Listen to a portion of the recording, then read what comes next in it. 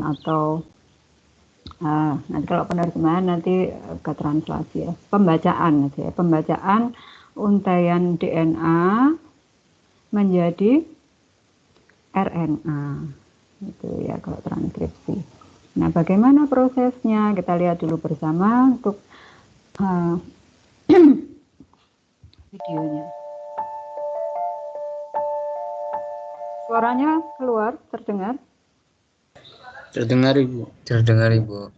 Suaranya terdengar.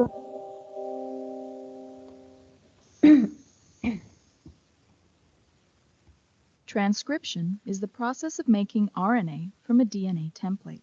Several key factors are involved in this process, including DNA, Bahan dasarnya transcription adalah factors, DNA. Kemudian ada banyak RNA alat polymerase, untuk transkripsi ini and ya. ATP. Transcription begins with a strand of DNA. It is divided into several important regions. The largest of these is the transcription unit. This portion of the DNA will be used to produce RNA. Upstream of the transcription unit is the Tata box. An enhancer region may also be involved. Several complexes, known as transcription factors, are required for successful transcription. The first is TF2D, the largest of the general factors. A component of this factor, TBP, binds to the DNA using the Tata box to position TF2D near the transcription initiation site. Other transcription factors, including TF2A and TF2B, then attach.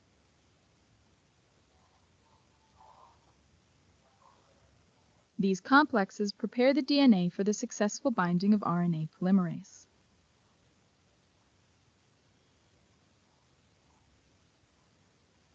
Once RNA polymerase is bound, other transcription factors complete the mature transcription complex.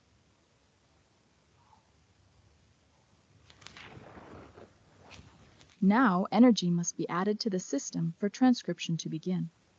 This energy is provided by the reduction of ATP into ADP and PI.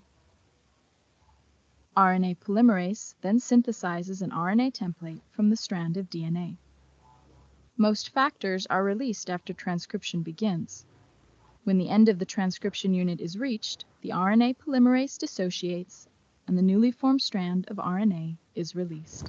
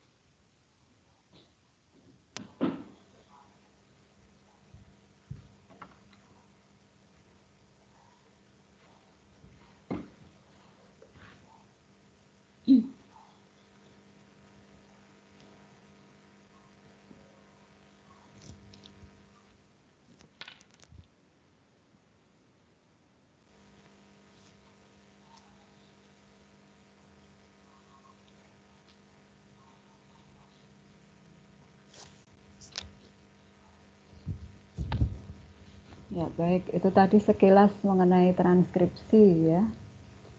Dari video itu apa poin-poin apa yang bisa kalian ambil?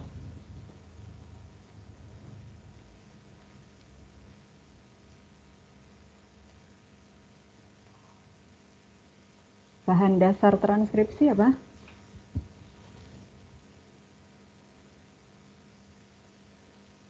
RNA polimerase, Bu. Bahan dasar, bahan baku.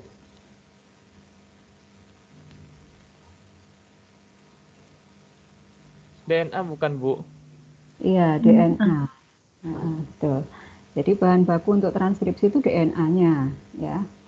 Kemudian kalau seperti kita mau masak gitu ya, kalau kita mau masak kan harus ada bahan baku atau bahan mentahnya.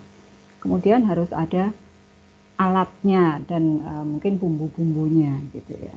Nah, kalau tadi disebutkan oleh Zidan ada RNA polimerase itu apanya ya?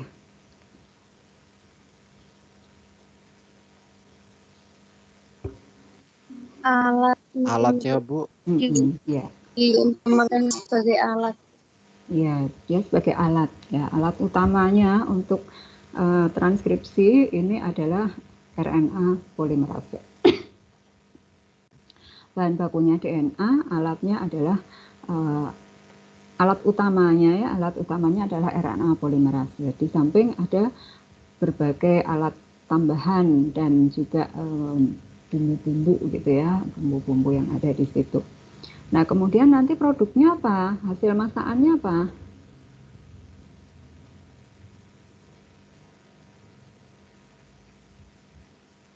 RNA ya. RNA. Hasil masakannya adalah RNA. Nah, sekarang sebelum masuk ke tahap-tahap dalam transkripsi, kita overview dulu mengenai RNA ya.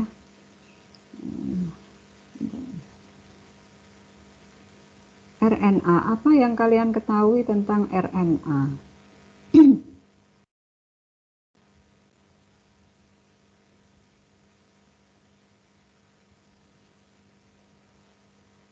Apa yang kalian ketahui tentang RNA?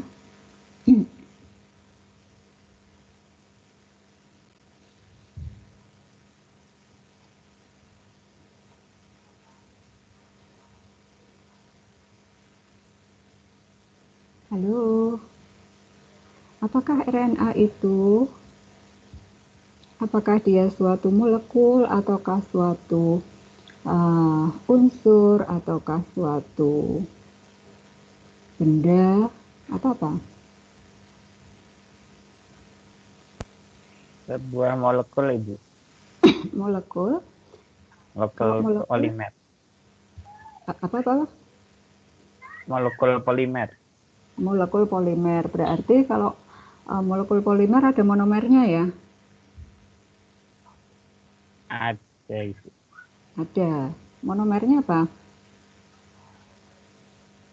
Apa ya?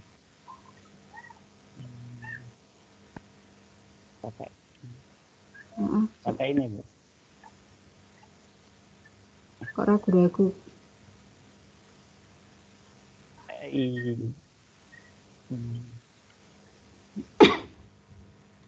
Singkatannya dulu. RNA singkatan dari? Ribonukleat. Ribonukleat lah, A-nya apa? Asid. Ribonucleic acid. Nah, ribonucleic acid berarti kalau di bahasa Indonesia kan Asam ribonukleat. asam ribonukleat. Nah, terdiri dari apa saja asam ribonukleat itu? Molekul, dia molekul yang merupakan polimer. Nah, kalau dia molekul dan dia polimer, berarti kan ada komponen penyusunnya. Komponen penyusunnya apa?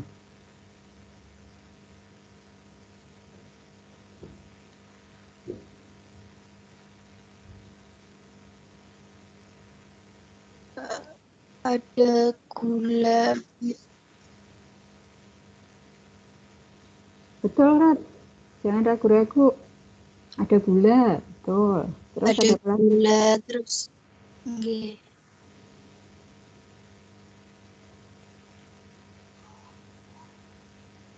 Selain gula adalah Gugus fosfat. gugus fosfat, terus Basa nitrogen. basa nitrogen. Ada gula, gugus fosfat, terus basa nitrogen.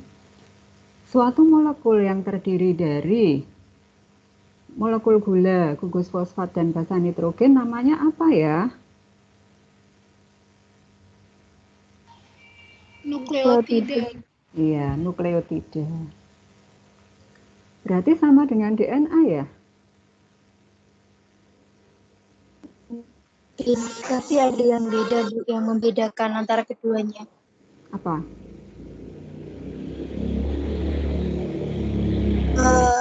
Yang paling ketara kalau yang DNA memiliki double helix, kalau RNA hanya satu untai saja. Kalau DNA double helix, kalau RNA umumnya satu untai. Kemudian basa-basa nitrogen pada DNA apa? Pada DNA adenin, timin, guanin, sitosin, Bu. Adenin, timin, guanin, sitosin. Kalau RNA? Adenin, urasil, dan sitosin dan guanin. Ya, jadi kalau pakai RNA tidak ada timin, tapi urasil. Ya, betul ya. Jadi RNA itu penyusunnya juga nukleotida sama dengan DNA, cuma basa nitrogennya ada satu yang beda. Oke, bagus sekali. Kemudian RNA ada berapa macam di dalam sel?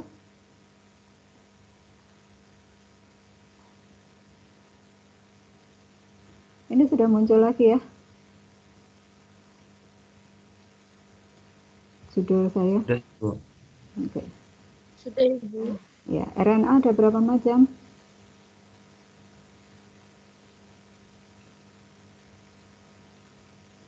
Ada 3 ya, Ibu. Apa? 3 ya. RNA-M, mRNA, tRNA, sama RNA ribosom, Bu. Oke. Ada tRNA, ada rRNA, ada mRNA. Apa definisi masing-masing? Kalau mRNA itu messenger RNA, Bu, yang menyampaikan kan. Kalau yang yang tRNA itu yang transfer RNA. Kalau yang rRNA itu yang ribosom, Bu, RNA ribosom. Oke. Makasih Zidan. Ini yang kuliah baru Retno, Zidan, David, dan siapa tadi satu lagi. Yang lain belum panas ini ya. Terima kasih. Ada mRNA, ada tRNA, ada rRNA.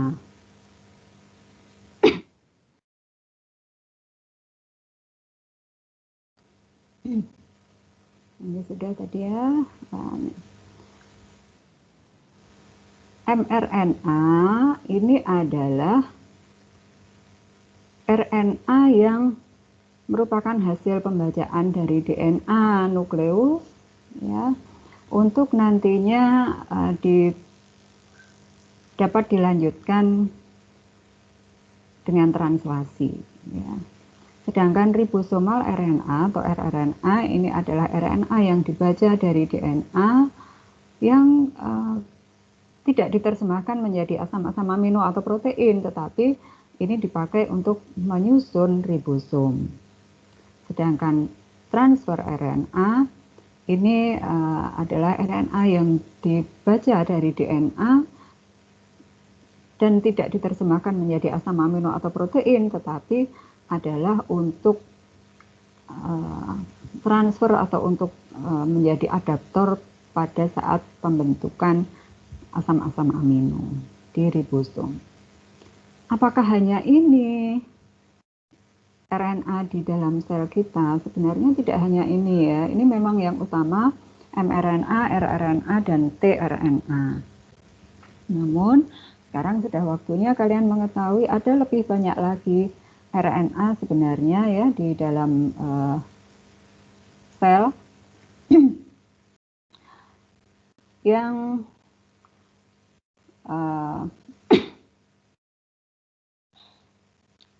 kalau pada eukariot itu semakin kompleks.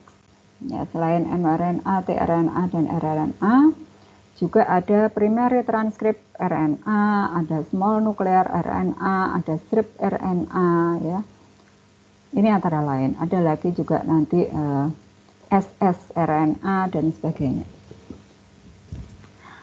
Nah, yang berperan dalam transkripsi dan translasi nantinya atau dalam ekspresi suatu gen atau DNA adalah 3 ini, mRNA, rRNA, dan tRNA.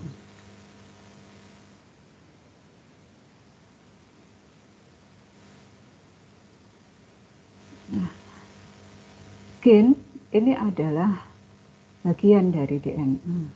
Ya. Tidak semua DNA kita itu diekspresikan menjadi suatu sifat. Ya.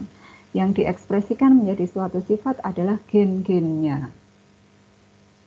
Nah, bagaimana caranya supaya gen itu bisa mewujudkan sifat kita seperti apa? Nah,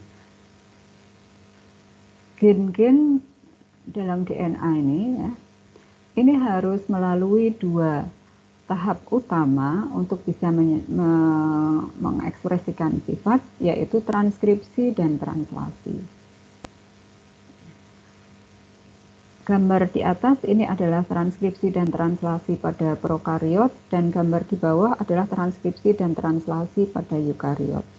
Dapatkah kalian mencari beda antara transkripsi pada prokariot dan eukariot berdasarkan gambar ini? Berdasarkan gambar ini, ya.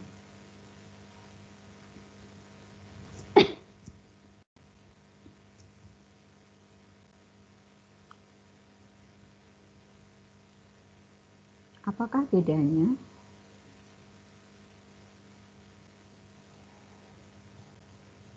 Tempat terjadinya, Bu. Iya, betul, tempat terjadinya. Bagaimana tempat terjadinya? Bedanya di mana? Kalau di prokariot itu terjadi di dalam sitoplasma. Kalau di eukariot itu ada yang di inti sel. Oke. Ini Firmansyah, betul? Iya, Bu. Coba on cam sebentar dong.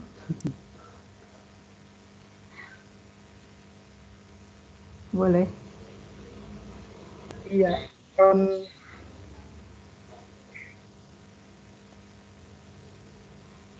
Kok belum muncul di tempatku?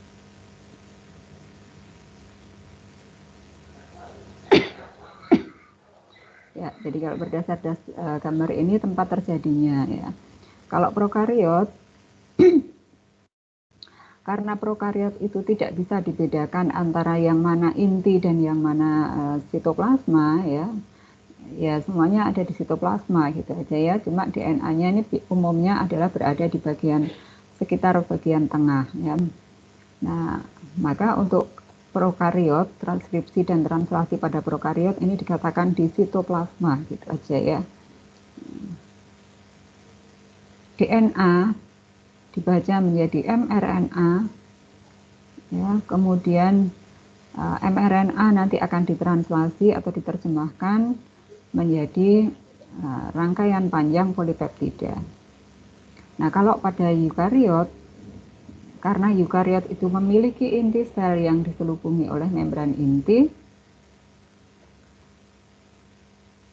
maka untuk proses terjadinya transkripsi dan translasi ini terlihat berada di tempat yang berbeda, yaitu untuk transkripsi ini DNA dibaca menjadi mRNA di dalam suatu inti sel, di dalam membran inti sel, ya. Di mana pada eukariot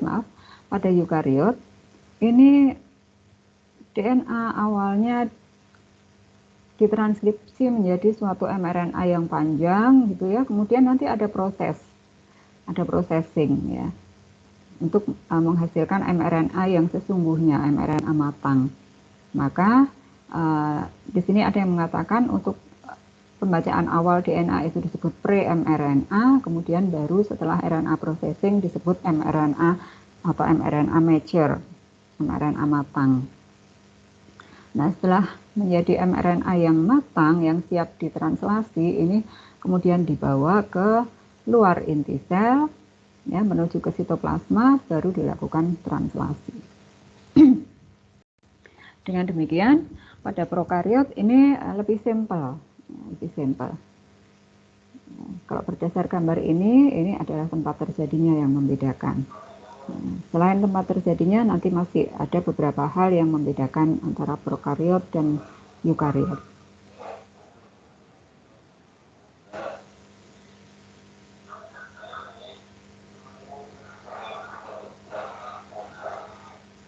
pada proses transkripsi, DNA ini akan dipakai sebagai cetakan untuk dibaca ke bahasa lain gitu ya, yaitu bahasa RNA.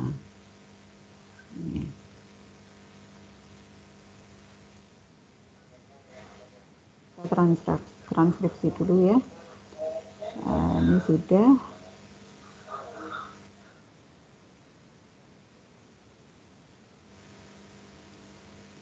Nah, alat utama adalah RNA polimerase, di mana RNA polimerase ini bertugas untuk memisahkan untai ganda DNA, ya, kemudian nanti membaca dari salah satu untai DNA menjadi suatu molekul RNA. Nah, jadi yang akan dibaca itu hanya salah satu untai dari DNA double helix. Pembacaan RNA ini adalah dari 5 aksen ke 3 aksen dengan cara dia menambahkan nukleotida pada ujung 3 aksen dari suatu polimer yang sedang tumbuh. Ya. Sehingga DNA cetakan yang akan dibaca oleh RNA polimerase itu adalah DNA cetakan yang arahnya 3 aksen ke 5 aksen. Kalian paham arah 3 aksen, 5 aksen atau 5 aksen, 3 aksen DNA kan? Sudah kan? Atau ada yang masih bingung? Mohon maaf Bu, saya Rendra masih kurang paham. Oke. Bentar. Kita kembali ke atas. Nah ini adalah struktur dasar DNA dan RNA kan. Ada gula, ada fosfat, ada basa nitrogen. Benar nggak? Iya Bu. Ya, gulanya kan sama-sama atom C nomor 5, baik pada DNA maupun RNA. Yang membedakan adalah di atom C nomor 2 di sini, ini ya. Ini kalau RNA itu H atau OH.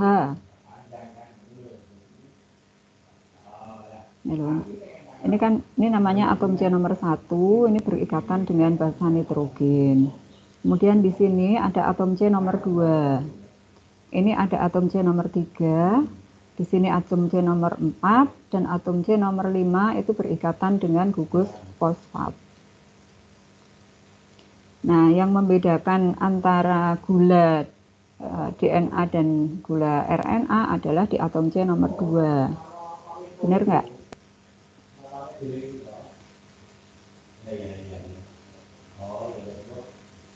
Benar ya, nanti dilihat lagi catatan untuk strukturnya. Nah, kalau ini nomor 1, ini nomor 2, ini nomor 3, ini nomor 4, ini nomor 5, ujung 3 aksen OH itu ada di sini. Ini di sini nih. Ini nomor 1, nomor 2, nomor 3. Ini di sini ada 3 aksen OH. Nah, yang P ini adalah 5 aksen. Kalau arah 5 aksen ke 3 aksen, berarti ini dari atas ke bawah ini 5 aksen ke 3 aksen. Nah, nanti ada penambahan molekul baru, itu nambahnya adalah di sini. Ya. Penambahan molekul baru tidak bisa datang ke sini. Bisanya adalah di sini, ujung 3 aksen OH. Karena yang bebas itu di sini. Gitu. Sampai di sini paham? Itu yang dimaksud arah 5 aksen, 3 aksen atau 3 aksen ke 5 aksen. Penambahan gugus ada di ujung 3 aksen OH. Ampun.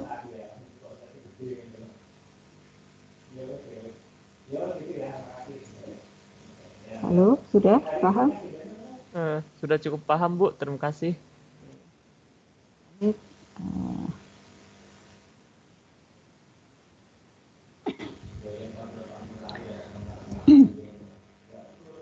Kemudian kita harus mengingat lagi tentang struktur DNA. Ya. Specific sequence of nucleotides along the DNA mark where gene transcription begins and ends. Ya. Kita harus melihat dari suatu DNA yang panjang gitu ya. Ada urutan bahasa tertentu yang menandai awal dan akhir dari suatu gen. Awal dan akhir dari suatu gen. Kemudian di depan awal suatu gen itu ada suatu tempat yang disebut promotor. Ya. Letaknya adalah upstream atau di depan dari gen. Ya.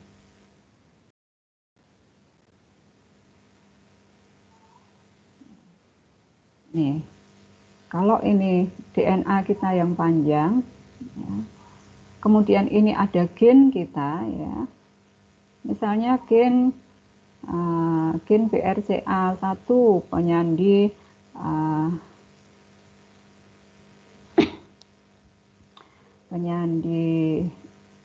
adanya kanker payudara misalnya. Nah, ini gennya awalnya di sini. Akhirnya di sini ya. Nah, di depan dari gen ini itu ada urutan bahasa tertentu, ya, urutan bahasa tertentu. Jadi ATGC-GC-nya itu urutannya tertentu gitu ya. Ini yang disebut daerah promoter. Daerah promoter. Ini dikatakan sebagai upstream. Ya, ini upstream. Ini namanya di depan gen yang akan ditranskripsi atau ditranslasikan ini namanya upstream. Kemudian kalau ke belakang itu namanya downstream. Ya.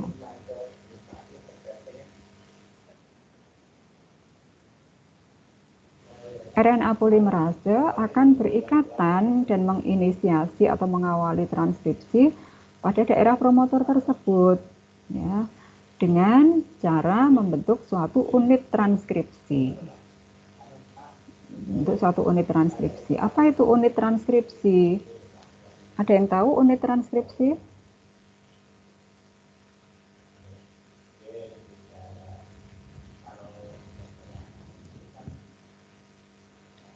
Unit transkripsi adalah semua perangkat yang terlibat dalam proses transkripsi, ya.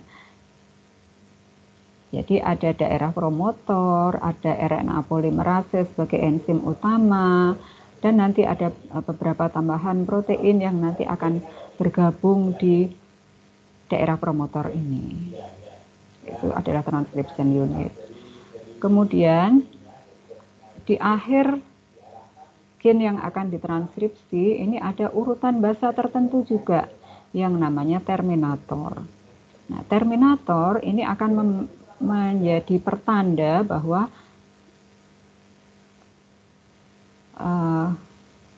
transkripsi gen harus sudah disudahi. Nah, ini urutan bahasa terminator. Ya.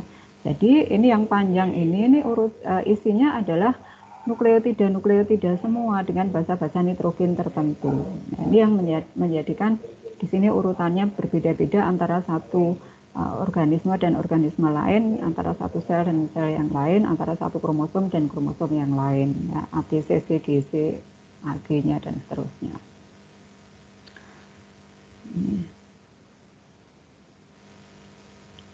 Nah, pada prokariot ini hanya ada satu enzim RNA polimerase, ya. Sehingga so simple. Kenapa so simple? Karena gennya prokariot itu tidak banyak, ya, kromosomnya juga cuma satu, ya. Struktur selnya juga sederhana, ya, sehingga tidak diperlukan enzim yang banyak. Nah, ini beda nanti dengan pada eukariot. untuk bisa membaca DNA menjadi RNA, ya, proses transkripsi ini melibatkan 3 tahapan, yaitu inisiasi, elongasi, dan terminasi. Baik pada prokariot maupun eukariot, ya, secara umum RNA polimerase akan berikatan dengan promotor, kemudian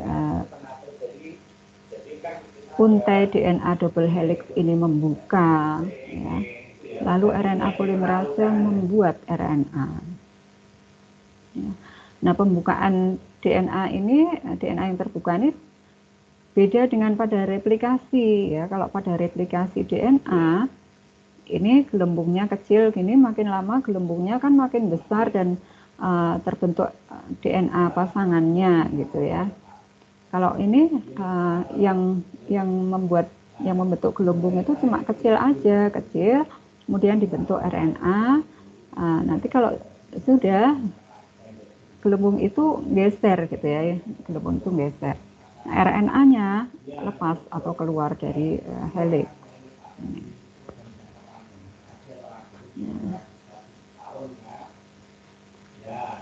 Ini namanya elongasi, ya.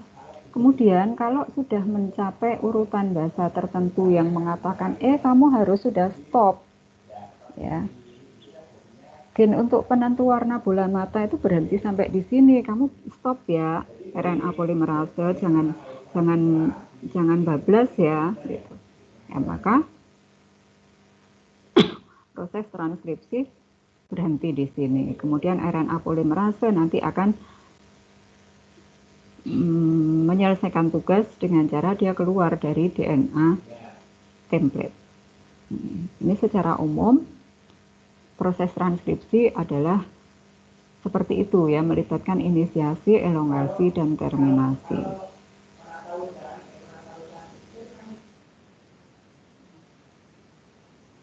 Tadi dikatakan ada unit transkripsi, ya, ada unit transkripsi. Apa itu unit transkripsi? Tadi selain promotor, kemudian RNA polimerase sebagai enzim utama, juga ada protein-protein lain yang berperan yang disebut faktor-faktor transkripsi. Faktor transkripsi ini adalah protein, ya. Protein yang kemudian berikatan dengan daerah promotor juga. Nah, pengikatan antara faktor transkripsi dengan promotor dengan RNA polimerase ini membentuk suatu kompleks yang disebut kompleks inisiasi transkripsi. Ini digambarkan kalau pada eukariot, ya, seperti ini. Tadi juga digambarkan di video, ya. Tadi di video ada yang namanya TBP, TF2D, TF2A dan sebagainya, itu ada di sini. Ini namanya pembentukan kompleks inisiasi transkripsi.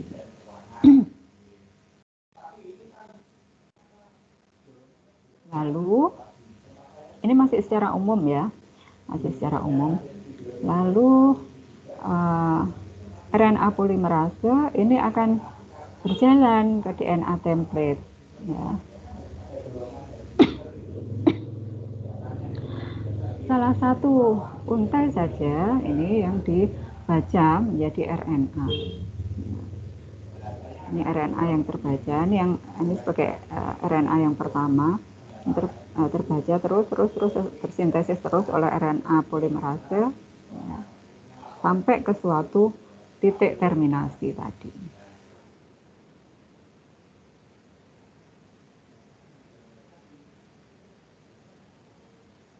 Ini kalau sudah sampai terminasi, kemudian RNA polimerasenya keluar. Sampai di sini, untuk transkripsi secara umum ada pertanyaan?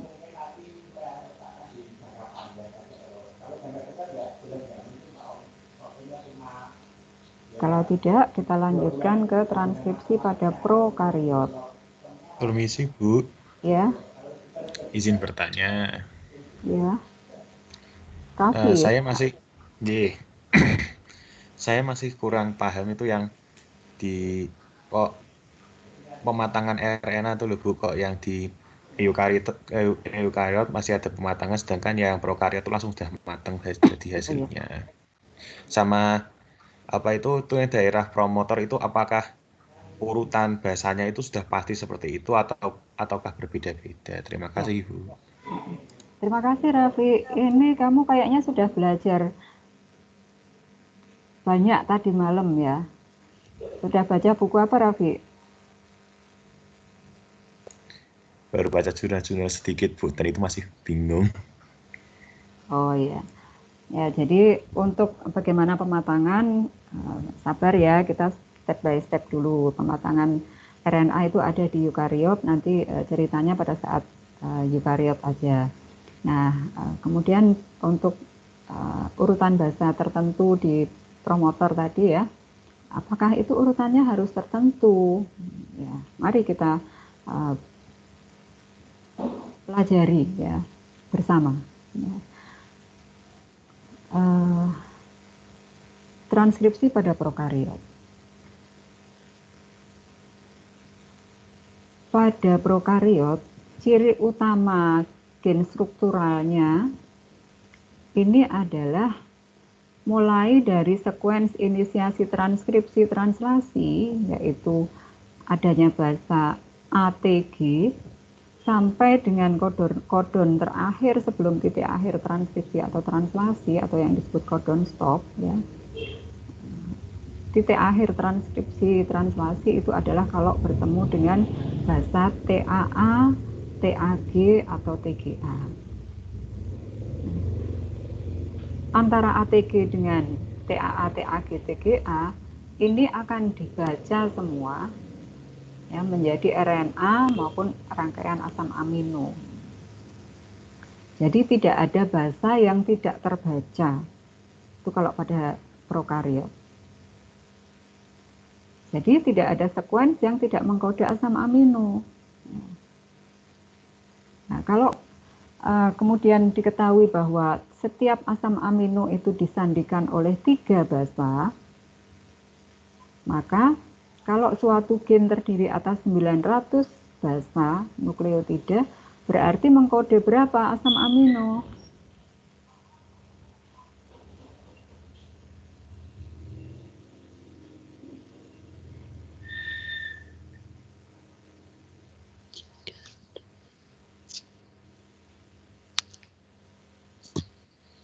Berapa? 3. Kalimat ini kalian paham nggak?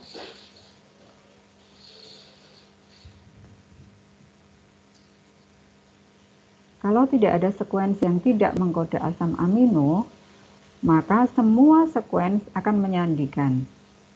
Ya.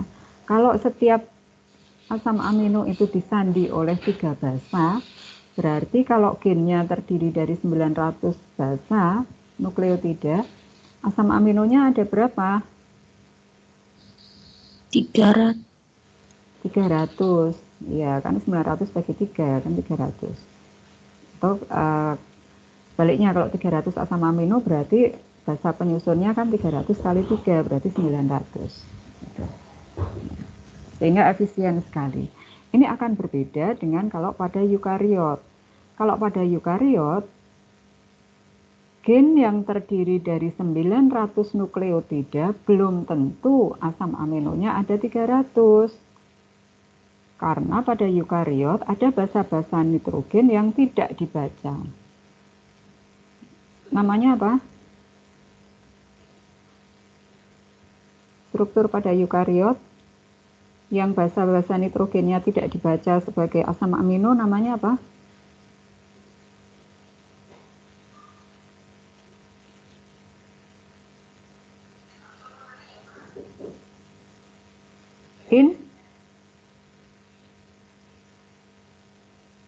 Namanya intron, Bu. Ya, intron. Namanya intron. Sedangkan basa-basa yang dibaca sebagai asam amino namanya Exon. satunya intron? Exon. Exon. Ya, exon. Nah, kalau pada prokariot tidak ada intron dan exon, maka semua basanya akan dibaca menjadi asam amino. Nah, bagaimana inisiasi transkripsi pada prokariot? Sebentar.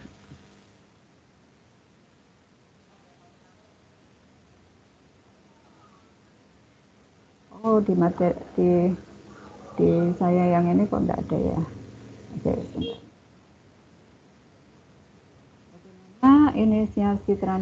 Bagaimana transkripsi pada prokariot? Transkripsi pada prokariot melibatkan 3 langkah utama, yaitu inisiasi, elongasi, dan terminasi.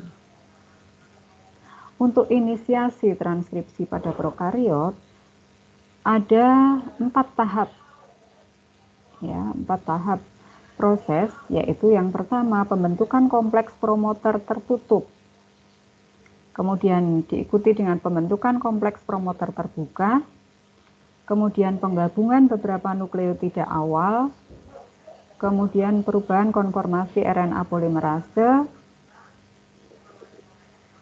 dan nanti lanjut ke proses elongasi. Ya. Nah, ini adalah perangkat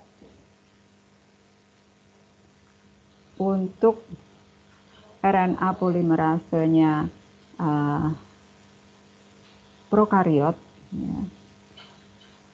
RNA polimerase itu protein atau bukan ya?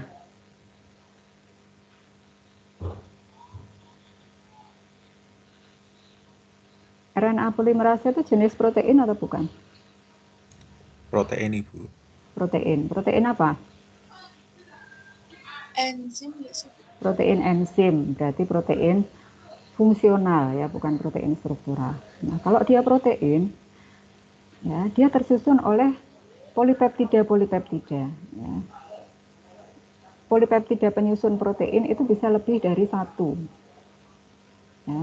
Masing-masing polipeptida disebut 1 unit atau 1 subunit, ya, 1 subunit. Nah, RNA polimerase pada prokariot ini terdiri dari beberapa subunit, yaitu subunit alfa 1, subunit alfa 2, subunit beta, beta aksen, dan omega, ya, subunit omega. Pada saat pembentukan kompleks promoter tertutup,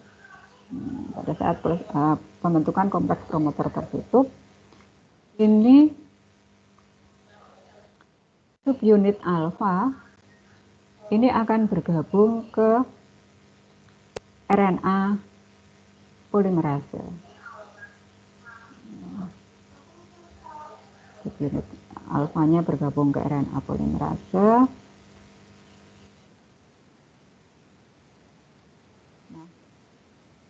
Masuk ke promotor. Nah, bagaimana urutan bahasa promotor seperti yang ditanyakan oleh Raffi tadi? Ini ternyata tidak ada di sini. Saya harus cari sebentar ya.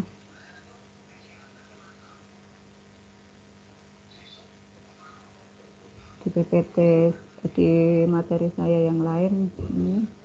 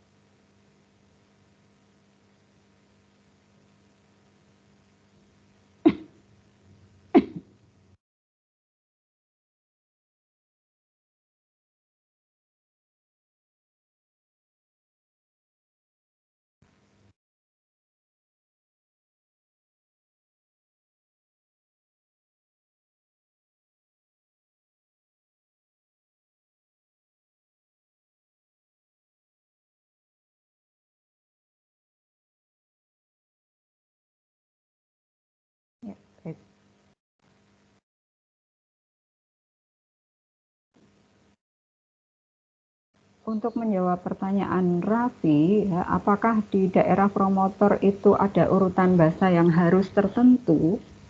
Iya, ya, harus tertentu.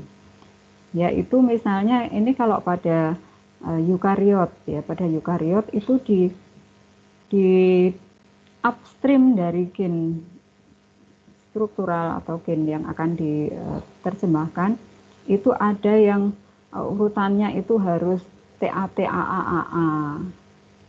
Ya, ini adalah di sekitar 25 bahasa di depan gen struktural. Ya. Untuk gen yang diterjemahkan, ini diberi tanda positif 1, diberi nomor positif 1. Nah, di depan atau upstream dari itu adalah diberi tanda negatif. Ya. Ini 25 bahasa di depan, start point ini TAT AAAA misalnya, ini tata box. Untuk lebih jauh lagi di sekitar 50, ini ada urutan konsensus GG, GC, GG, dan seterusnya. Ini kalau pada eukariot. Pada prokariot juga demikian ya. Pada prokariot, pada bahasa, pada minus 10 bahasa, cuma sayangnya gambarnya saya belum menemukan ya di PowerPoint saya. Di bukunya Pak Triwibowo Yuwono ada. Untuk prokariot ya, mulai dari minus 10 itu sudah ada Pribnobox. Urutan bahasanya tertentu. Ya. Mengapa urutan bahasanya harus tertentu ya? Kalau di sini ada urutan bahasa yang lain, maka ada kemungkinan nanti RNA polimerasenya itu gagal bisa bertemu di sini. Gagal bisa masuk ke urutan bahasa ini, di promotor ini, nggak match gitu ya. Kalau nggak match berarti nanti tidak bisa terjadi transkripsi maupun translasi. Nah, oke. Apa kita harus tahu Bu urutan bahasanya di situ apa? Iya. Kenapa? Karena dengan kita tahu, kita bisa misalnya nanti memodifikasi gen dengan cara salah satunya adalah memberikan mutasi pada bagian promoter di sini. Itu bisa. Gitu. Itu Raffi untuk jawabanmu tentang apakah ada urutan bahasa tertentu pada daerah promotor. Jawaban saya ini ya. Apakah cukup bisa menjawab Raffi? Sudah Ibu, terima kasih. Oke, berarti jadi, Bu, ya. Itu kan yang kalau di bahasa penerjemahan asam amino itu kan yang bahasa nitrogennya kan tiga rangkap tuh ya Bu, A, T, G gitu ya misalnya. Itu berarti kalau promotor tuh pasti lebih dari itu ya Bu. Tadi kan sebetulnya itu kan ada yang tata box itu ada berapa itu? Ada 7 kelihatannya ya Bu. Kalau promotor gimana? Ada promotor itu yang urutannya harus 7 tuh ya Bu, yang TAAAA itu ya Bu. Ya. Tapi promotor itu nggak akan diterjemahkan loh. Promotor dia untuk untuk gabungkan antara tadi faktor-faktor transkripsi, kemudian enzim RNA polimerasenya gitu. Dengan urutan yang tertentu tadi, maka faktor transkripsinya itu bisa pas di situ gitu. Ini kalau eukariot, kalau pada prokariot Pribnobox ya di minus 10.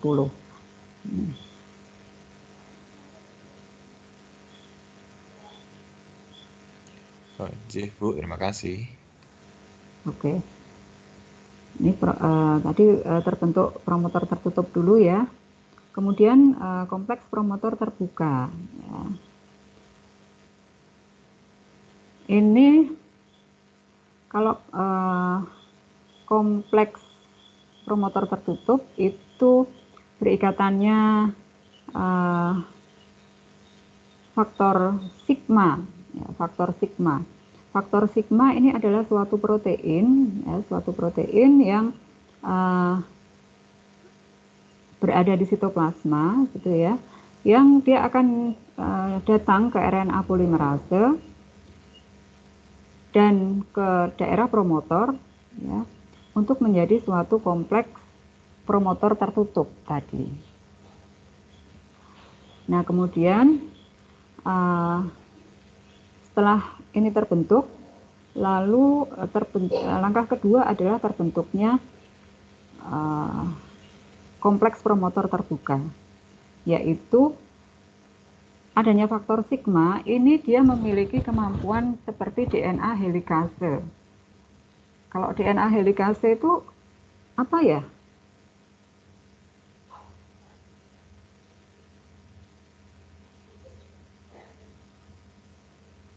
DNA helikase apa? DNA helikase itu DNA atau enzim?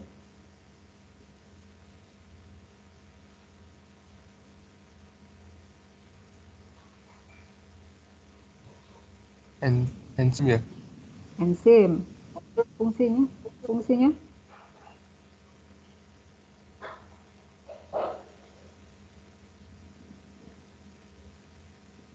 DNA helikase. Apa? Pemisah untai ganda DNA. Betul, pemisah untai ganda. Ya, betul sekali. Nah, kalau faktor sigma ini memiliki kemampuan seperti DNA helikase, berarti dia memisahkan untai ganda. Untai ganda siapa? Untai ganda DNA.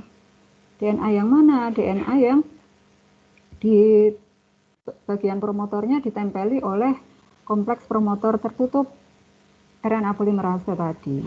Nah, kemudian jadilah DNA itu menjadi terbuka, ya, menjadi double strand yang terbuka. Gitu. Kemudian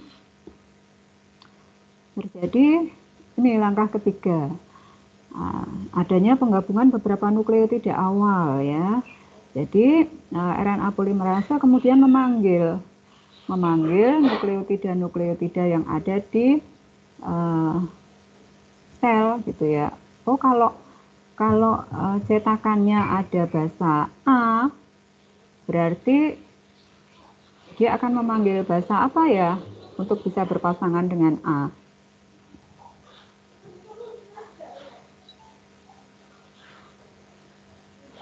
Apa?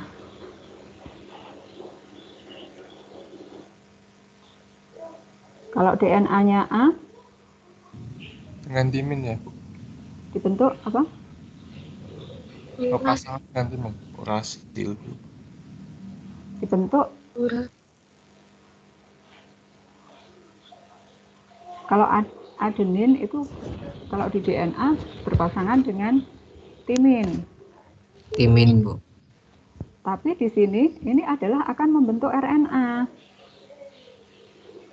Enzimnya adalah RNA polimerase, bukan DNA polimerase. Maka dia akan memanggil RNA, nukleotida RNA. Nukleotida RNA apa yang cocok berpasangan dengan adeninnya DNA? Urasil. Iya, betul. Gitu ya. Nah, kemudian setelah A kok ada T. Nah, kalau T berpasangannya dengan adenin A gitu, dan seterusnya. Ini merupakan awal pemanjangan, ya. Kemudian kalau sudah oke, ya, sudah kayaknya udah bisa jalan ini. Nah, maka faktor sigma ini akan pamit. Dia cuma mengantarkan sedikit aja gitu ya. Sistem udah jalan. Oke ya, udah berani ya jalan sendiri. Aku pamit ya, aku mau mencari gen lain yang harus ditranskripsikan. Nah, faktor sigma ini akan melepaskan diri dari sistem enzim namanya. Nah, kemudian lanjut ke pemanjangan untai. Ini subunit alfa atau faktor sigma, ini sebenarnya faktor sigma ini untuk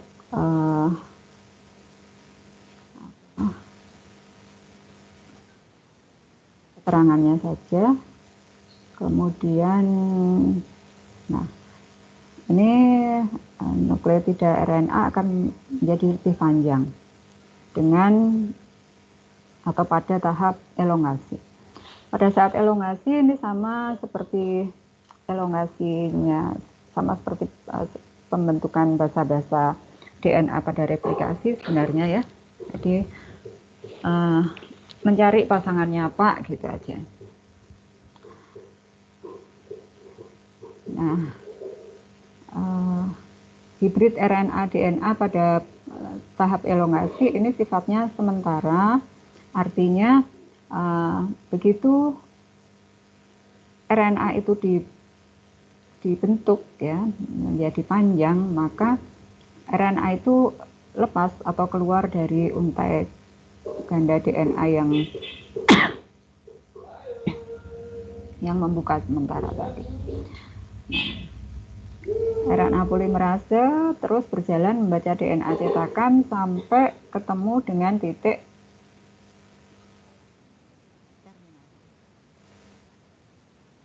untuk laju pemanjangan ya pada prokariot, laju pemanjangan maksimum molekul transkrip ini adalah antara 30 sampai 60 nukleotida per detik.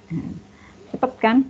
1 detik udah dapat 30 sampai 60 nukleotida. Nah, maka secara umum ya dalam prokariot ini suatu gen yang mengkode protein ini bisa disalin menjadi RNA dalam waktu sekitar 1 menit, itu sudah bisa. Ya. Nah, kalau di basa-basa DNA-nya banyak mengandung basa GC, ini kecepatan RNA polimerase agak melambat ya, karena untuk GC ini kan ikatan basa hidrogennya itu lebih banyak daripada antara A dan T. Ya. Kalau A dan T itu basa ikatan hidrogennya berapa rangkap?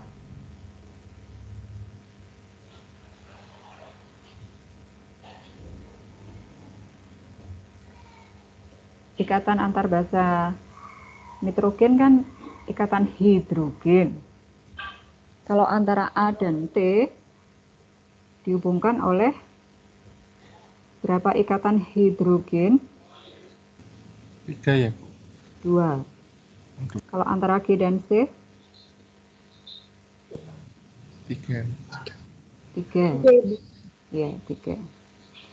Nah, dalam pemanjangan transkrip ini nukleotida ditambahkan secara kovalen pada ujung 3 aksen. Nah, sudah saya terangkan tadi ya. Nah, RNA yang terbentuk ini akan komplementer dengan DNA cetakannya. Artinya komplementer, dia berpasangan. Gitu ya. Nah, dalam pemanjangan transkrip RNA, antara nukleotida 1 dan nukleotida berikutnya, ini ikatan kimianya adalah ikatan fosfodiester. Bukan fosfodiester ya, fosfodiester. Sehingga ikatannya tuh lebih kuat daripada ikatan hidrogen. Artinya apa? Artinya RNA yang panjang ini tidak mudah dilepas, ya, tidak mudah dilepas ikatannya. Dibandingkan hibrid antara DNA dan RNA tadi, karena kalau antara DNA dan RNA berarti yang terjadi adalah ikatan hidrogen antar basa nitrogen, ini mudah lepas. Tapi kalau antara nukleotida 1 dan nukleotida lain dalam RNA, jadi polimernya ini ikatannya lebih kuat, yaitu ikatan fosfodiester. Nah, yang menentukan pembentukan ikatan fosfodiester ini adalah keberadaan subunit beta pada RNA polimerase. Nanti kalau sudah mencapai urutan basa tertentu, ya, urutan basa apa itu? Urutan basa ini tadi TAA atau TAG atau TGA, maka berarti transkripsi akan sudah harus diselesaikan.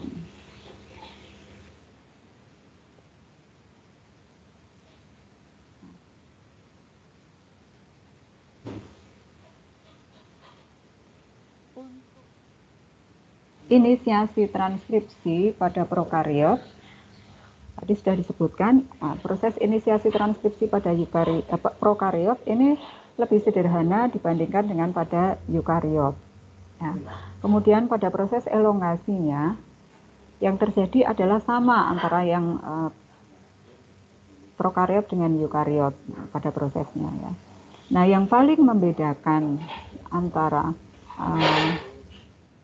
transkripsi pada prokariot dengan eukariot ini adalah pada tahap terminasi. Pada tahap terminasi. Untuk prokariot, ya, terminasi transkripsi ini dapat terjadi dengan dua cara, yaitu transkripsi yang tergantung pada suatu protein tertentu yang disebut protein Rho, dan ada terminator yang tidak tergantung pada protein Rho. Maaf, ini saya kok salah ya. Terminator yang tidak tergantung pada protein Rho ini Rho independent terminator. Sedangkan terminator yang tergantung pada protein Rho ini berarti Rho dependent terminator. Nanti di kulon saya revisi dulu untuk materinya ya. Jadi apa sih protein Rho itu? Protein Rho ini adalah suatu protein yang memiliki aktivitas RNA DNA helikase. Ya, berarti sama tadi merusak atau mengganggu hibrid DNA RNA. Ini protein ini ternyata dapat digunakan untuk menghentikan transkripsi pada prokariot.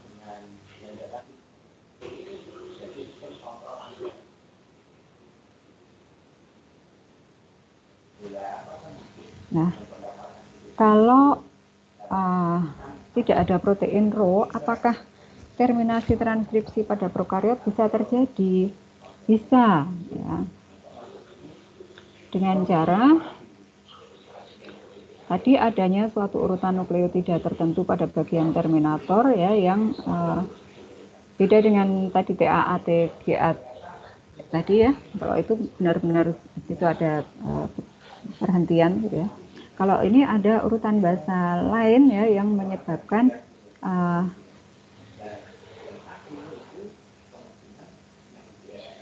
RNA polimerase itu mau tidak mau akan berhenti. Ya. Urutan basa apa itu? Urutan basa yang berdekatan dengan titik terminator untuk bisa mengakhiri terminasi tanpa bantuan faktor Rho.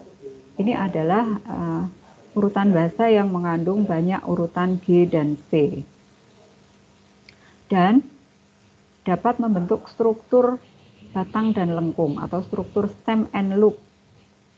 Apa itu struktur batang dan lengkung? Struktur batang dan lengkung itu seperti ini. Ini jadi ada suatu urutan basa ya, urutan basa di DNA-nya itu yang dia dalam keadaan untai tunggal, kemudian dia bisa berpasangan sendiri, melekuk sendiri. Sehingga di situ membentuk perpasangan-perpasangan sendiri. Nah, yang membentuk perpasangan sendiri ini membentuk struktur batang namanya. Kemudian yang tidak bisa membentuk pasangan, karena di sini A, di sini G, berarti kan nggak cocok. Kemudian di sini A, di sini kok A nggak cocok. Nah, ini membentuk struktur lengkung. Nah, kalau di DNA-nya ada struktur seperti ini, berarti kan RNA polimerasenya mau jalan kan nggak bisa lagi berjalan dia. Nah, otomatis dia berhenti di situ. Ya, ada polisi tidurnya itu tinggi banget gitu ya, sehingga ya udah itulah saya nyerah aja, saya pergi aja gitu. Nah ini sebenarnya adalah karena memang sudah harus berhenti di situ. Nah, ini urutan bahasa tertentu yang membentuk struktur batang dan lengkung. Letaknya di mana sih? Letaknya adalah di RNA yang terakhir yang dibentuk, yang panjangnya sekitar 20 basa di sebelah hulu dari ujung 3 aksen OH, dan diikuti oleh rangkaian 4-8 residu uridin berurutan. Jadi yang terakhir itu adalah urutan UUUU.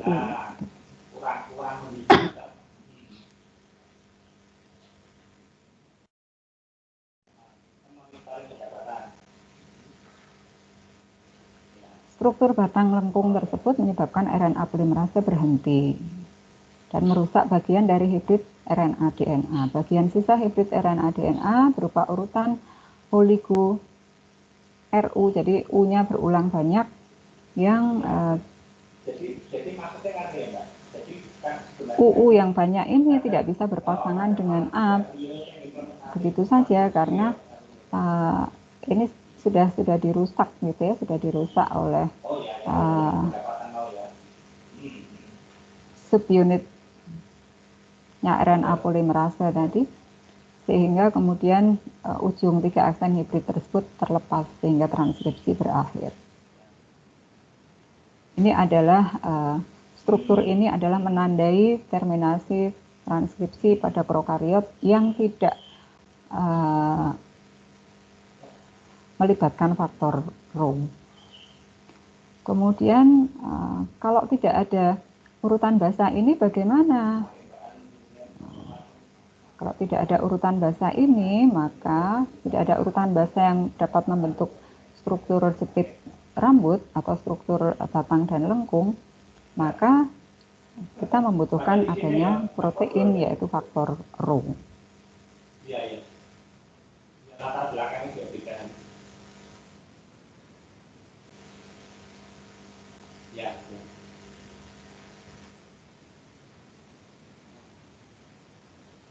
Terminator yang tergantung pada faktor Rho ini terdiri atas suatu urutan berulang balik yang dapat membentuk lengkungan loop, tetapi tidak ada rangkaian basa T seperti daerah terminator yang tidak melibatkan faktor Rho. Jadi kalau tadi di sini ada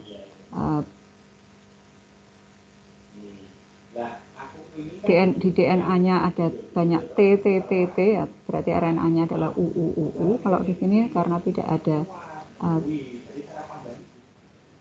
nya, maka harus ada yang bisa menghentikan. Maka diperlukan adanya protein lain, yaitu faktor Rho tadi. Faktor Rho diduga ikut terikat pada proses transkrip dan mengikuti pergerakan RNA polimerase sampai akhirnya RNA polimerase berhenti pada daerah terminator, yaitu sesaat setelah mensintesis lengkungan RNA.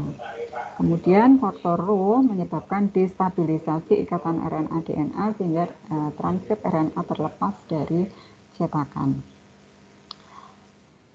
Ini adalah gambarannya ya, gambarannya. Jadi diduga faktor Rho itu sudah ikut gitu ya, kalau ikut dengan RNA polimerase gitu ya. Sehingga kemudian kalau pemanjangannya ini sampai ke suatu urutan basa yang dapat dapat menjadi sinyal bagi faktor Rho, ini disebut sebagai Rho recognition site atau root, urutan basa tertentu juga gitu ya, yang kalau ada urutan basa ini maka Rho-nya jadi bangun gitu ya, Rho-nya jadi bangun. Maka protein Rho atau faktor Rho ini akan melekat atau berikatan dengan root site pada RNA dan bergerak ke 3 aksen OH. Ini menuju ke sini. Nah, akibatnya apa? Ini rho faktor rho ini menuju ke sini. Nah, dengan kemampuan RNA DNA helikase activity ini akan menghidrolisis ya, menghidrolisis RNA-nya gitu ya, menjadi lepas. Nah, sehingga sudah tidak ada transkripsi lagi. Ini yang lingkaran ini adalah RNA polimerasenya. RNA polimerasenya akan lepas juga jadi dari DNA cetakannya. Ini adalah proses terminasi pada prokariot yang melibatkan adanya faktor Rho. Karena tidak ada urutan basa tertentu yang mampu membentuk batang jepit dan batang lengkung dan basa UUUU pada RNA-nya tadi. Gitu. Baik untuk paparan materi mengenai transkripsi pada prokariot, saya kira cukup. Silakan jika ada diskusi.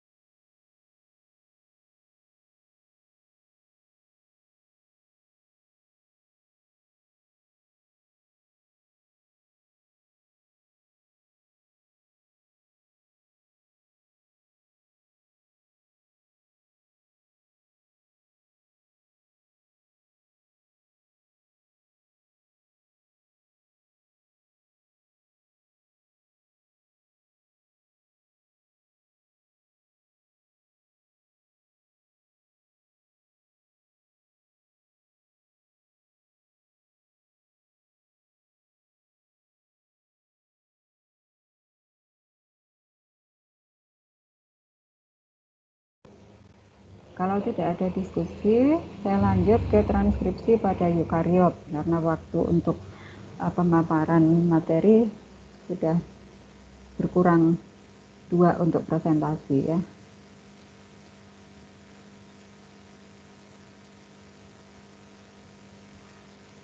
Untuk transkripsi pada eukariot, prinsipnya sama seperti pada prokariot ya. Yang membedakan adalah pada perangkatnya ya, yaitu alat utamanya RNA polimerase. Ini kalau pada prokariot hanya 1, kalau pada eukariot ada 3, paling tidak ada 3 macam untuk inti,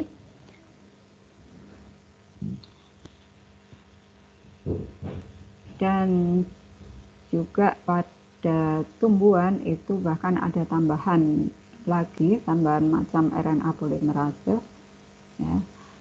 Sehingga pada eukariot RNA polimerasenya itu ada RNA polimerase 1, 2, dan 3. Khusus pada tumbuhan ada tambahan RNA polimerase 4 dan 5. Nah, kalau pada eukariot ini dikatakan bahwa RNA eukariot itu bersifat monosistronik, artinya satu urutan ini hanya akan mengkodekan satu polipeptida protein. Sedangkan pada prokariot ini polisistronik. Satu RNA yang panjang itu bisa terdiri dari beberapa subunit protein atau beberapa polipeptida.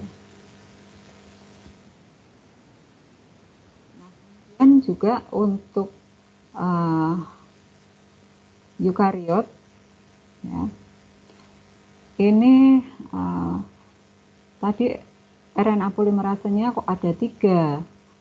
Untuk apa sih dibedakan menjadi ada 3? Oh, ternyata 3 itu masing-masing bertugas untuk menyandikan RNA tertentu ya. RNA polimerase 1 ini tugasnya adalah untuk membentuk ribosom ala RNA. RNA polimerase 2 tugasnya untuk membentuk RNA messenger. Kemudian RNA polimerase 3 tugasnya untuk membentuk RNA transfer. Nah, dari ketiga RNA polimerase ini ya dengan 3 produknya ya, nanti yang lanjut di translasi menjadi asam-asam amino penyusun protein itu hanya dari mRNA menjadi protein, sehingga RNA polimerase 2 inilah yang nanti akan melanjutkan tugas ya. Setelah dia nanti mentranskripsi menjadi mRNA, kemudian dia nanti akan lanjut untuk mentranslasi menjadi protein. Sedangkan RNA polimerase 1 dan RNA polimerase 3 tugasnya kalau sudah mendapatkan rRNA atau tRNA ya sudah, dia berhenti di situ. Karena baik rRNA maupun tRNA ini tugasnya nanti adalah untuk bekerja di ribosom ya, pada saat translasi, tidak diterjemahkan menjadi asam-asam amino penyusun protein. Nah, ini adalah struktur DNA pada eukariot ya. Kalau misalnya ini adalah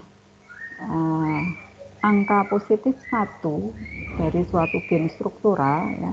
Jadi di sini initiation site atau titik tempat akan dimulainya transkripsi, maka upstream dari itu ini adalah ada daerah promoter ya, dan jauh di depannya ini dimungkinkan sekali adanya urutan-urutan basa yang mungkin bisa memacu proses transkripsi dan translasi gen yang ada di sini. Ini letaknya jauh sekali, tapi ini bisa membantu di sini. Nah, ini namanya adalah enhancer element. Nah, untuk promotornya ini ya, mulai dari tata box sampai ada promotor yang agak jauh, ini promotor proximal element ini di sini.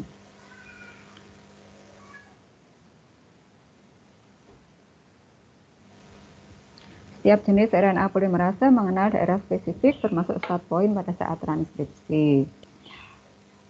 Komponen atau protein lain yang berperan dalam transkripsi DNA sel eukariot itu tadi ada enhancer, ada faktor transkripsi, ada promoter ya. Selain RNA polimerase sebagai alat utama.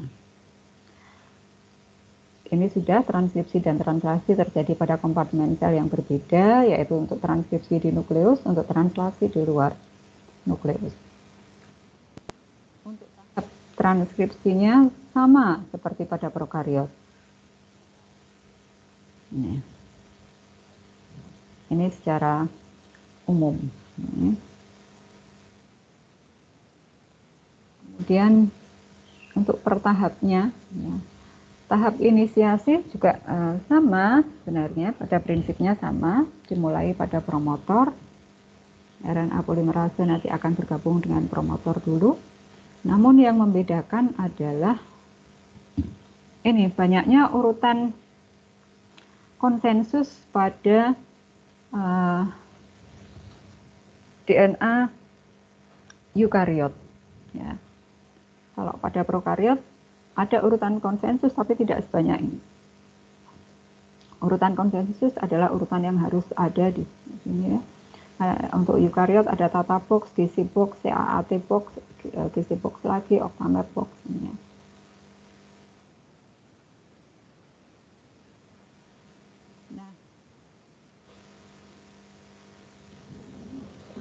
Tata box atau Hogness box ini pada 25 sampai 35 base pair upstream dari start site ya, jadi minus 25 sampai minus 35.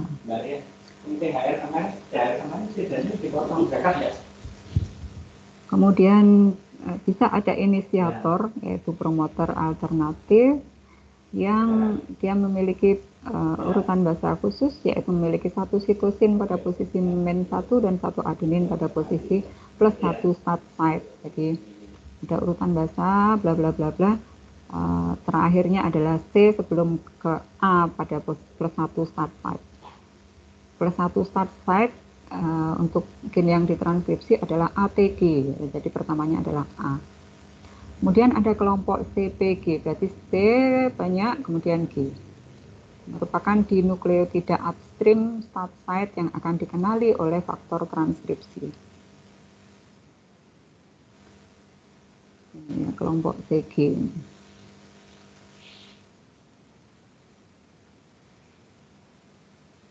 Untuk inisiasi pada eukariot, ini kalau ini start point positif 1, nah, di sini ada tata box. Ya. Di sini akan bergabung faktor-faktor transkripsi dan RNA polimerase ke daerah promotor. Nah, bedanya dengan pada prokariot, kalau pada prokariot hanya ada faktor sigma yang membentuk kompleks promotor tertutup. Tetapi untuk eukariot ini ada banyak sekali transcription faktor yang terlibat di sini. Apa itu transcription faktor atau faktor transkripsi?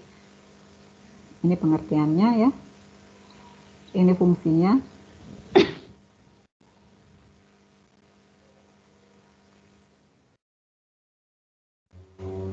Nah, macamnya ada, setidaknya ada 5, yaitu TBP atau Transcription Binding Protein, kemudian ada TF2B, Transcription Factor 2B, ya, jadi subunit 2B, kemudian Transcription Factor 2E, Transcription Factor 2F, Transcription Factor 2H.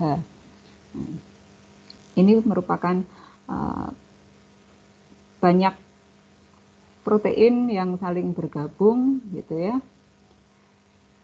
datang atau mendatangi daerah promotor ya, dan kemudian membentuk suatu kompleks promoter dengan RNA polimerase.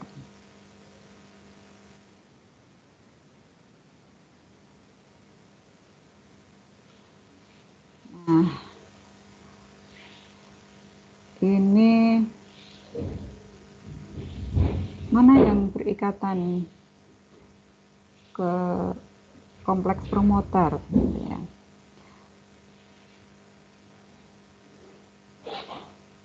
Step pertama ini TF2D berikatan ke tata box ya. Kalau di sini ada transcription start point plus 1, kemudian ini gen-gen yang nanti ditranskripsikan. Nah, di upstreamnya ini adalah daerah promoternya, gitu ya. Yang pertama TF2D berikatan dengan tata box, ya.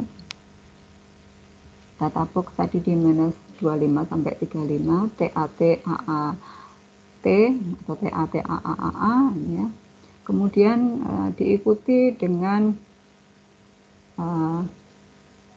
faktor-faktor transkripsi yang lain. Ada TBP, ada TF2A, TF2B gitu ya. Berikatan dengan di sini. Kemudian RNA polimerase berikatan juga di kompleks ini. Lalu baru nanti mulai menginisiasi transkripsi.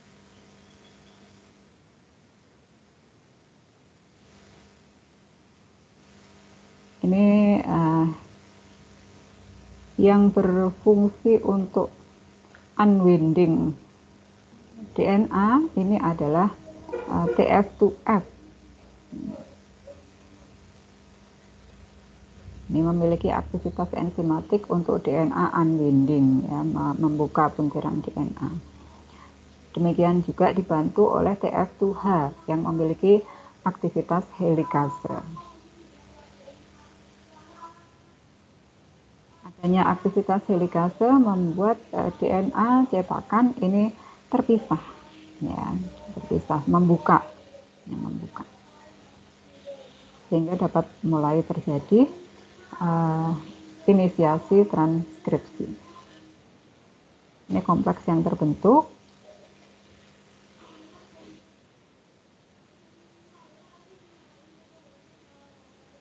Kemudian terjadi pemanjangan atau elongasi. Proses pemanjangan sama dengan pada prokariot, ya. Lalu, tadi dikatakan ada di bagian depan yang jauh sekali, ini bisa ada enhancer. Jauh di depan promotor ada enhancer. Apa itu enhancer? Enhancer ini suatu urutan basa yang bisa menghasilkan suatu protein tertentu yang nanti bisa meningkatkan transkripsi untuk gen-gen tertentu. Ya. Umumnya dia bisa upstream maupun downstream dari substrate, tapi umumnya adalah upstream yang jauh sekali dari promotor. Untuk elongasi sudah sama, untuk elongasi itu tidak spesifik. Nah, untuk terminasi, kalau pada eukariot, untuk terminasinya malah lebih sederhana dibanding pada prokariot.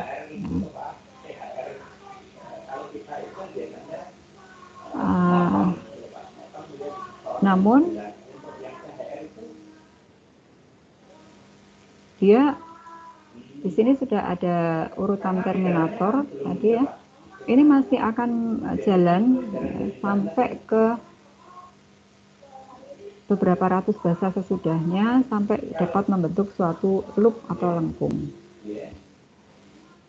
Dengan adanya urutan basa tertentu yang berulang panjang gitu ya di akhir terminator.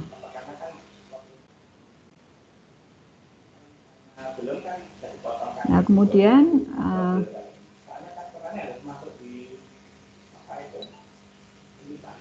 pada eukariot ini dilakukan penyempurnaan proses transkripsi sebelum keluar dari nukleus. Ya. Kalau RNA polimerase ini awalnya dia mensintesis mRNA, ya, mRNA yang menjadi produk awal ini disebut sebagai primary transcript atau pre-mRNA atau HNRNA, heterogeneous nuclear RNA. Nah, kemudian di primary transcript RNA ini nanti akan diberi penambahan tudung pada ujung 5 aksen dan penambahan poli A pada ujung 3 aksen.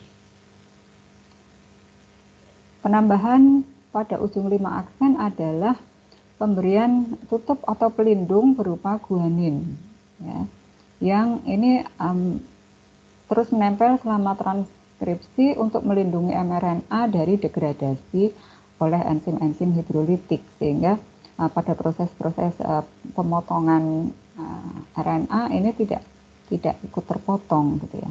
Kemudian nanti pada saat translasi ini akan membantu dalam pelekatan ribosom pada mRNA, jadi adanya tudung ini.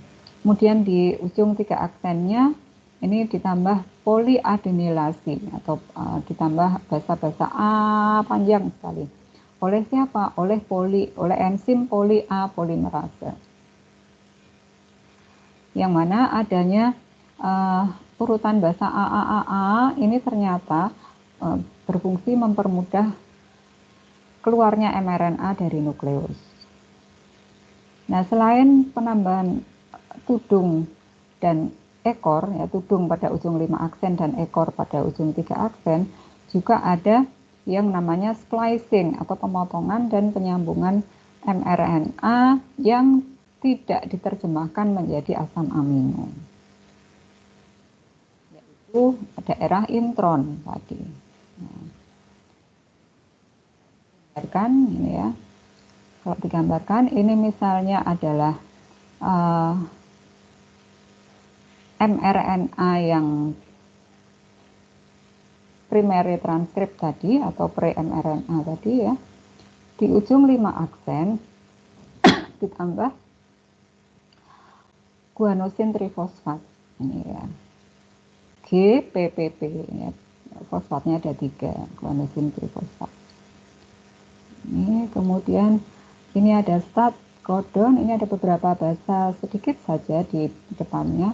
Nah, kemudian sampai ke stop codon, ini di sini ada dia masih lanjut ya, sebelum sampai ke suatu sinyal terminasi, misalnya AAU, AAAA.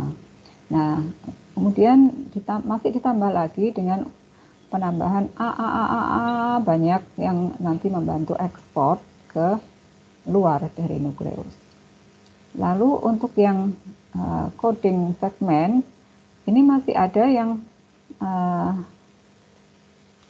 intron dan eksonnya, ya, yaitu untuk ekson ini adalah yang nanti lanjut diterjemahkan menjadi asam-asam amino penyusun protein, sedangkan intron ini adalah basa-basa yang tidak diterjemahkan menjadi asam amino penyusun protein. Nah, intron ini akan dipotong ya, oleh enzim, ya, kemudian antara ekson 1 dan ekson yang lain ini disambungkan. Nah, ini menjadi suatu mRNA yang matang. Kalau misalnya ini ada suatu gen yang awalnya terdiri dari 146 basa ya, untuk coding sequence-nya, tapi di beberapa tempat ada intronnya gitu ya. Maaf, ini awalnya tidak 146, ini mungkin 1 sampai bisa jadi sampai 1000 bisa 1000 basa, tapi setelah nomor 1 sampai 30 ini kemudian nanti tidak terbaca lagi sebagai bahasa yang akan diterjemahkan menjadi asam amino. Maka di sini tidak dihitung bahasanya. Kemudian mulai lagi di sini 31 sampai urutan tertentu. Kemudian kalau di sini tidak akan diterjemahkan lagi, berarti ini nomornya terhenti, kemudian di sini lanjut lagi. Sehingga diperoleh mRNA yang matang yang panjangnya adalah 146 basa. Nah, ini yang nanti akan menjadi asam-asam amino penyusun protein pada saat translasi.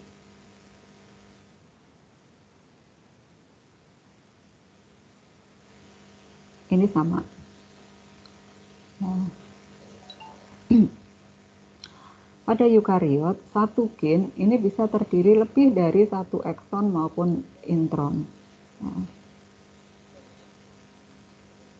ini setelah intron-intron dibuang, maka diperoleh ekson-ekson saja.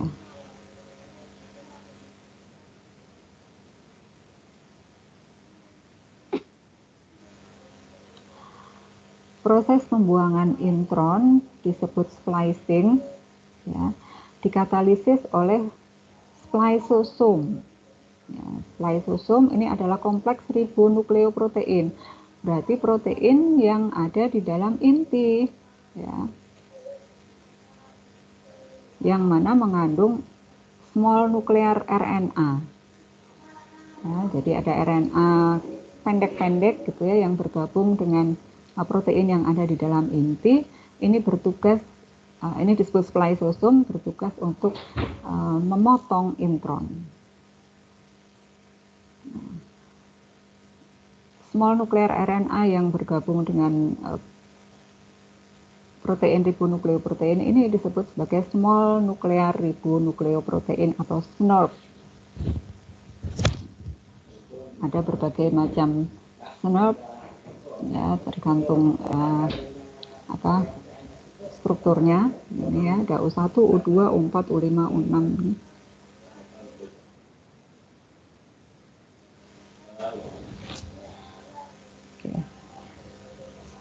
Saya kira untuk eukariot cukup.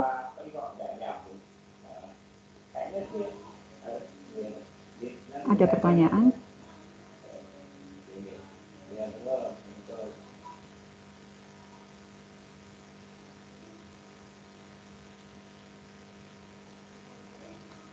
silakan kalau ada diskusi, kita bisa diskusi di chat.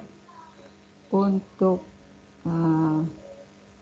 meetingnya mungkin bisa saya sudahi di sini ya. Tapi kita masih punya waktu sampai pukul 10. Silakan untuk diskusi di chat. Ada 72 mahasiswa di sini. Ya. Ya, Retno.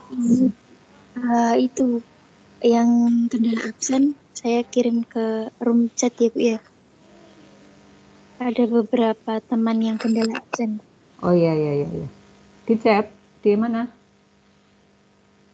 Di WA.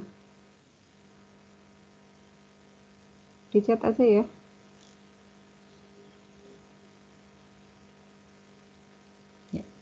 Baik, meeting. Di bawah barcode Bu. Oh iya, ya baik. Ya. Saya akan mengabsenkan, silakan kalau kalian diskusi lewat room chat.